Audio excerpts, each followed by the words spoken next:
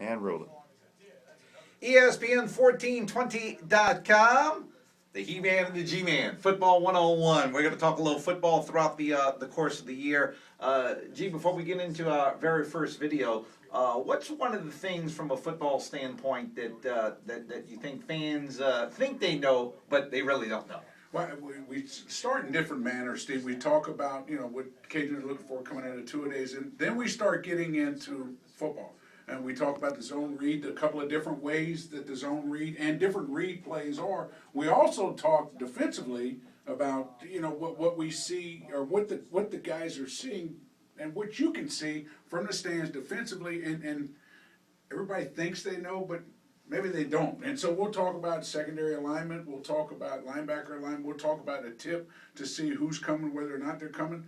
And then, like I said, we'll get into the replay. Indeed. We'll do that all throughout the month of September right here. Gerald Broussard, Steve Peliquin, ESPN1420.com. Hello once again, everybody. Football Talk 101 with Gerald Broussard. It's the G-Man and the He-Man here. Of course, the Cajuns getting set to open up their 2015 regular season schedule, Saturday against the Kentucky Wildcats. Let me ask you a question offensively and defensively as we kind of preview the game a little bit. Offensively, I guess the big thing is the quarterback spot. Coach Hood says he's almost 100% sure that he's going to use two quarterbacks. And when he says that, is he talking about different packages as opposed to, I'm going to play this guy the first quarter, this guy the second quarter? He's basically talking about packages, isn't he? I believe that. And I think that what it is he knows that situationally he has some stuff for Jalen to be able to do if Brooks is a guy. If it turns out Jalen's a guy, which I think Brooks is a guy, but if Jalen turns out to be the guy, then I think he's got some ways to get Brooks in the game also. But I anticipated being Brooks and seeing Jalen and some goal line, short yardage stuff, as well as maybe an opportunity to get him in series here and there just to see what he can do.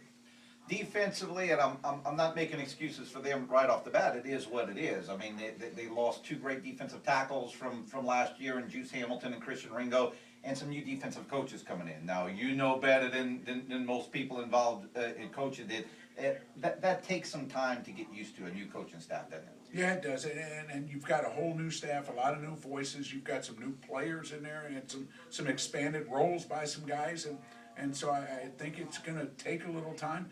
I don't know that the Kentucky game is really sets up well for the Cajuns because of that. Kentucky's got an experienced quarterback coming back, got a little newness as far as the starting role on the outside of receiver, have some experience back there though, but they feel good about that. Their running backs are experienced in there. This is a Kentucky offense that's a spread and chunk it group. They would like to see it be able to evolve into being able to run the football also. So for the Cajuns, they're going to have to be able to stop both. And it will be interesting to see just how quick they can evolve as a group with the new voices they're hearing. G and I will be doing the pregame show. We'll be out at Mellow Mushroom. The pregame show brought to you by Mellow Mushroom and Lafayette Roofing. We'll be out there from 4 until 5:45. Come out, say hi to us, enjoy a little bit of the first half with us as the Cajuns get set to take on the Kentucky Wildcats Saturday night. For Gerald Broussard, I'm Steve Peliquin. That's Football 101. This is ESPN1420.com.